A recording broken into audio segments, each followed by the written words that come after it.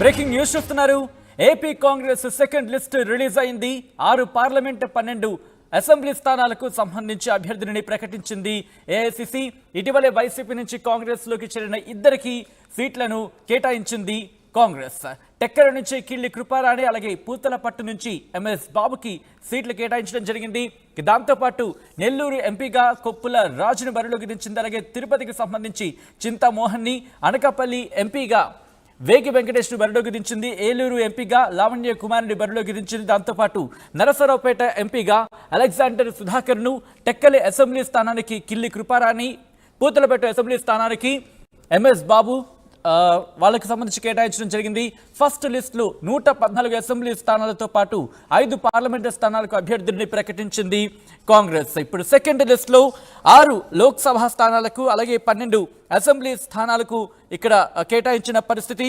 ముఖ్యంగా ఈ లిస్టుకి సంబంధించి అప్డేట్స్ తీసుకునే ప్రయత్నం చేద్దాం. మా ప్రతినిధి రామకృష్ణ అప్డేట్స్ అందించేందుకు ఢిల్లీ నుంచి లైవ్లో జాయిన్ అవుతున్నారు. రామకృష్ణ, ముఖ్యంగా లిస్ట్ రిలీజ్ చేసింది. లోక్సభకు సంబంధించి 6, అలాగే అసెంబ్లీకి సంబంధించి 12 స్థానాలను కేటాయించిన పరిస్థితి. ముఖ్యంగా ఎందుకు మిగతా లిస్టుకి సంబంధించి చెప్పడానికి వచ్చే అవకాశం ఉంది? ఈ లిస్టులో ఎటువంటి అంశాలను ప్రాతిపదికన తీసుకుని లిస్ట్ని ఫైనల్ చేసింది, సెకండ్ లిస్ట్ని? అయితే కాంగ్రెస్ పార్టీ ఆంధ్రప్రదేశ్ కు సంబంధించి 6 లోక్సభ 12 అసెంబ్లీ స్థానాలకు సంబంధించి ఈ రోజు ఏఐసిసి కార్యాలయం జాబితాను విడుదల చేసింది. మరి ఈ అంటే మనకి 4th ఫేజ్ ఉంది సచిన్ ఎలక్షన్స్ కాబట్టి కొద్దిగా టైం ఉంది కాబట్టి ఈ స్థానాల విషయంలో కొంత నెమ్మదిగా లిస్ట్ ప్రిపేర్ చేస్తున్నారు. మరి first phase, second phase, third phase లకు సంబంధించి మిగతా రాష్ట్రాలని ప్రిపేర్ చేశారు. మరి అందువల్లే జాబితా విషయంలో కొంత సక్సెస్ వెనుకంజలో ఉందని చెప్పాలి. మరైతే ఈసారి ఈ జాబితాలో చూసుకున్నట్టుగా అయితే ఇక మాజీ కేంద్ర మంత్రి చింతామోహన్ కు తిరుపతి స్థానాన్ని ఇచ్చారు. యాక్చువల్ గా ఈ స్థానం నుంచి ఆయన కుమారుడు పోటీ చేస్తారు అని చెప్పేసి అనుకున్నప్పటికీ కూడా తర్జన భర్జన మధ్య ఫైనల్ గా చింతామోహన్ ని ఫైనల్ చేయడం జరిగింది. ఇక నెల్లూరు నుంచి చూసినట్టుగైతే ఇప్పటిదాకా ప్రత్యక్ష రాజకీయాల్లోకి లేనటువంటి కొప్పుల రాజు సిడబ్ల్యూసీ సభ్యుడు, కాంగ్రెస్ గాంధీ ఫ్యామిలీకి అత్యంత విధేయుడైన ఈయన నెల్లూరు నుంచి బరిలోకి దింపడం జరిగింది. మరి ఆయన గతంలో కూడా చెప్పారు నెల్లూరు నుంచి కంటెస్ట్ చేస్తాను అని చెప్పేసి. మొదట రాజ్యసభకు పంపిద్దామనుకున్నారు, కాకుండా నెల్లూరు నుంచి కొప్పుల రాజుకి అవకాశం ఇచ్చారు. ఇక నర్సరావుపేట నుంచి గన్నేపూడి అలెగ్జాండర్ సుధాకర్, అలాగే ఏలూరు నుంచి శ్రీమతి లావణ్య కుమారి కావూరి కావూరి ఫ్యామిలీ నుంచి ఒకరికి టికెట్ ఇవ్వడం జరిగింది.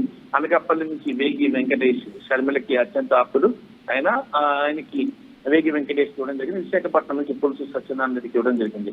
ఇక చూసుకున్నట్టుగైతే అసెంబ్లీ స్థానాల విషయంలో చూసుకుంటే ఇక టెక్కలి విషయంలో మాజీ కేంద్ర మంత్రి కిల్లి కృపారాణికి టెక్కలి అసెంబ్లీ నియోజకవర్గాన్ని ఇచ్చారు. ఈమె గతంలో శ్రీకాకుళం పార్లమెంట్ నుంచి కంటెస్ట్ చేశారు, ఎంపీగా గెలుపొందారు.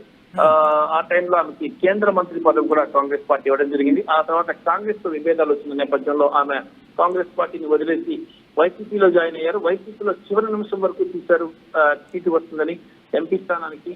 ఎంపీ స్థానం రాలేదు, ఎమ్మెల్యే స్థానానికి ఇవ్వలేదు. జగన్ తనకి ఈ చెల్లెమ్మ అంటూనే ఆయన తనకి చేయించారు. ఇక ఈ నేపథ్యంలో ఇక ఆ పార్టీకి బై గురించి చెప్పేసి ఆమె కాంగ్రెస్ పార్టీలో జాయిన్ అయ్యారు. కాంగ్రెస్ పార్టీ జాయిన్ ఎక్కడి నుంచి ఎమ్మెల్యే పెద్దగా కంటెస్ట్ చేయబోతున్నారు.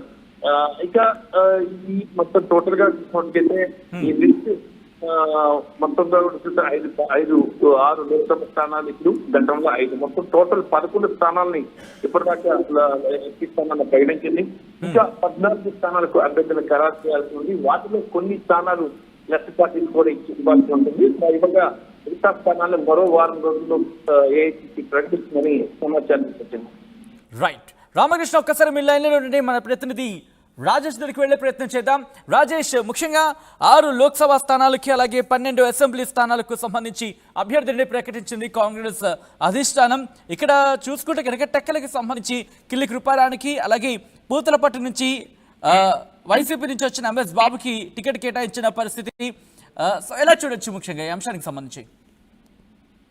అంటే ఖచ్చితంగా మన వైసీపీ టీడీపీ కాంగ్రెస్ ఇచ్చినటువంటి మొదటి లిస్ట్ లో కూడా వైసీపీ నుంచి వచ్చినటువంటి ఇద్దరు ఎమ్మెల్యేలకి సీట్ ఇచ్చారు.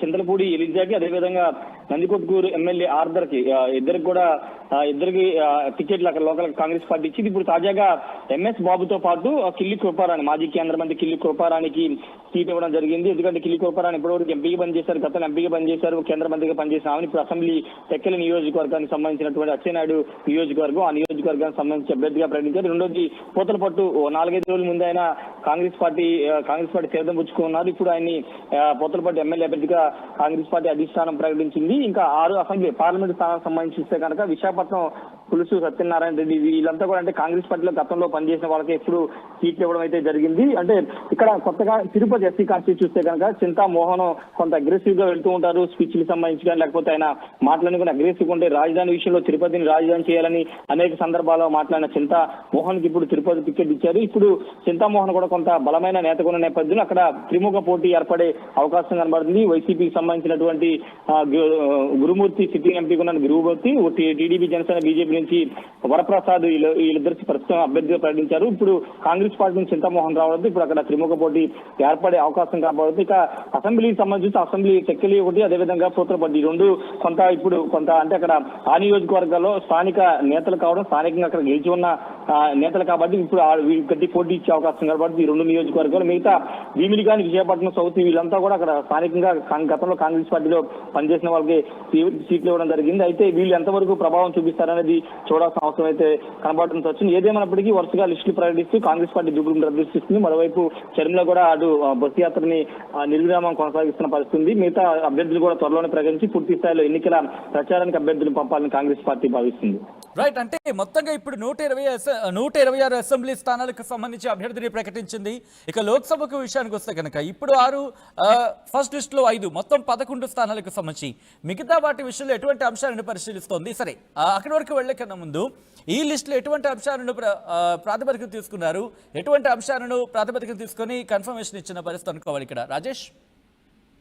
అంటే ఒకటే ప్రామాణికంగా తీసుకున్నారు. నియోజకవర్గాల్లో ఇప్పుడు 2014-19లో కాంగ్రెస్ గౌరవ ఓటమి, కొన్ని చోట్ల అసలు డిపాజిట్ కూడా దక్కని పరిస్థితి, అభ్యర్థులు తెలియని పరిస్థితి. కానీ ఇప్పుడు కొంత లోకల్ గా పరిచయం ఉన్న అభ్యర్థులతో పాటు కొంత లోకల్ గా బలం ఉన్న నేతల్ని ఎంపిక చేయడంలో షర్మిల కొంత వ్యూహాత్మకంగా అడుగులు వేశారని చెప్పాలి. రెండోది పూర్తి స్థాయిలో అభ్యర్థులు ప్రకటించుకోకుండా వేచి చూసే ధోరణి. అంటే యాక్చువల్ గా ఫిబ్రవరి-మార్చి మొదటి వారంలోనే అభ్యర్థులకు సంబంధించిన కసరత్తు పూర్తయింది. కానీ కొంత ఆలస్యం చేశారు. దానికి ప్రధాన కారణం ఏంటంటే వైసీపీ టీడీపీ అభ్యర్థులు ప్రకటించిన తర్వాత అక్కడ అసంతృప్తులు ఎవరైనా కాంగ్రెస్ పార్టీలోకి వస్తే వాళ్ళకి సీట్ ఇవ్వడం ద్వారా కొంత బలాన్ని, ఓట్లను ఎక్కువ సాధించవచ్చు అనే వ్యూహంలో భాగంగానే కొంత ఆలస్యంగా అభ్యర్థులు ప్రకటించారు. దానిలో భాగంగా ఇప్పుడు పోతలపట్టు ఎంఎస్ బాబు చేరిన, కిల్లి కృపారాణి వచ్చినా, లేకపోతే వైసీపీ ఎమ్మెల్యేలు ఎలిజా గానీ ఆర్దర్ గానీ వీళ్ళంతా వచ్చిన నేపథ్యం చూస్తే కనుక కొంత కాంగ్రెస్ పార్టీ ఆలస్యం చేసిన అభ్యర్థులు ప్రకటించుకోకుండా పెండింగ్ లో పెట్టింది. కాబట్టి అక్కడ సంతృప్తులందరూ కూడా తీసుకొచ్చే ప్రయత్నం చేసి ఇక్కడ అభ్యర్థులు ప్రకటించడం అనేది షర్మిల వ్యూహంగా ఉంది. దానిలో భాగంగా ఇప్పటి వరకు 126 మంది ఎమ్మెల్యే అభ్యర్థులు ప్రకటించారు.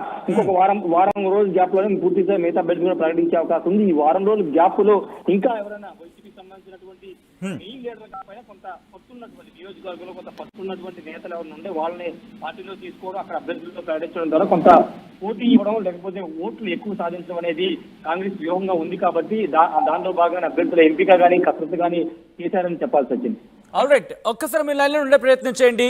రామకృష్ణ దగ్గరికి వెళ్లే ప్రయత్నం చేద్దాం. రామకృష్ణ, ముఖ్యంగా లోక్సభ స్థానాలకు సంబంధించి ఇప్పుడు ప్రకటించిన 6 స్థానాలు కూడా ఇండివిజువల్గా మాట్లాడుకునే ప్రయత్నం చేస్తా కనుక దాదాపుగా రైట్ మళ్ళీ రామకృష్ణ దగ్గరికి కనెక్ట్ అయ్యే ప్రయత్నం చేద్దాం. ముఖ్యంగా వేగి వెంకటేష్ చూసుకుంటే కనుక ప్రెసిడెంట్ ఎలక్షన్స్కి సంబంధించి కాంగ్రెస్ వార్ రూమ్ చైర్మన్గా ఉన్నారు. ఆంధ్రప్రదేశ్కి కాంగ్రెస్కి సంబంధించి at the same time Koppula Raju senior ఐఏఎస్గా ఆయనకి పేరుంది. అలాగే చింతామోహన్ మాజీ కేంద్ర మంత్రిగా ఆయనకి పేరుంది. సో ఇటువంటి నేపథ్యంలో లోక్సభ స్థానాలకు సంబంధించి గట్టి పోటీనిచ్చే సందర్భంలో అంటే గట్టి పోటీ ఇవ్వాలని చెప్పి అభ్యర్థిని దించిన పరిస్థితి. అట్ ద సేమ్ టైం ఇటు అసెంబ్లీకి సంబంధించి కూడా ప్రకటించిన 12 పేర్లలో కూడా 12 పేర్లలో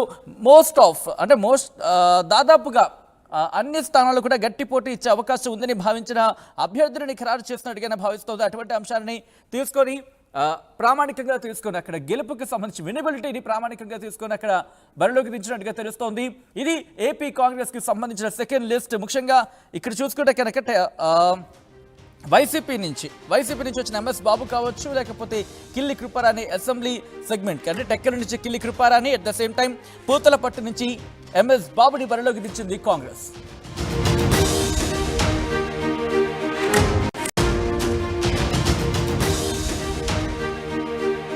బ్రేకింగ్ న్యూస్ చూస్తున్నారు. AP Congress second list release అయింది. 6 పార్లమెంట్ 12 అసెంబ్లీ స్థానాలకు సంబంధించి అభ్యర్థిని ప్రకటించింది ఏఐసిసి. ఇటీవలే వైసీపీ నుంచి కాంగ్రెస్ లోకి చేరిన 2 సీట్లను కేటాయించింది కాంగ్రెస్. టెక్కల నుంచి కిల్లి కృపారాణి, అలాగే పూతలపట్టు నుంచి ఎంఎస్ బాబుకి సీట్లు కేటాయించడం జరిగింది.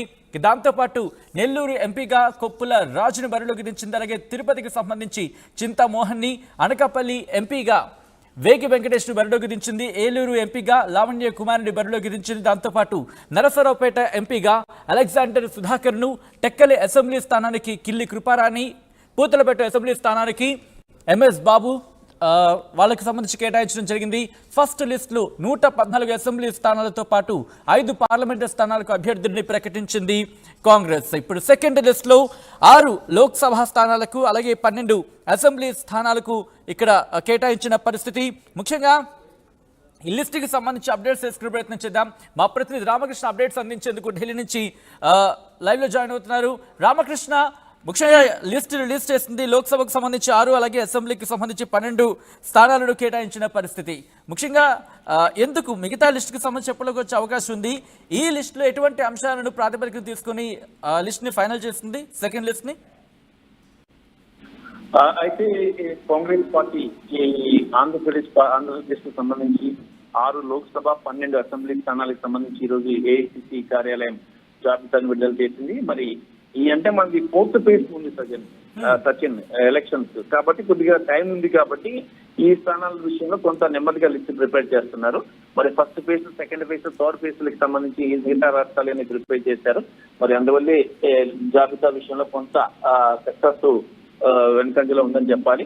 మరి అయితే ఈసారి జాబితాలో చూసుకున్నట్టుగా అయితే ఇక మాజీ కేంద్ర మంత్రి చింతామోహన్ కు తిరుపతి స్థానాన్ని ఇచ్చారు. యాక్చువల్ గా ఈ స్థానం నుంచి ఆయన కుమారుడు పోటీ చేస్తారు అని చెప్పేసి అనుకున్నప్పటికీ కూడా తర్జన భర్జన మధ్య ఫైనల్ గా చింతామోహన్ ని ఫైనల్ చేయడం జరిగింది.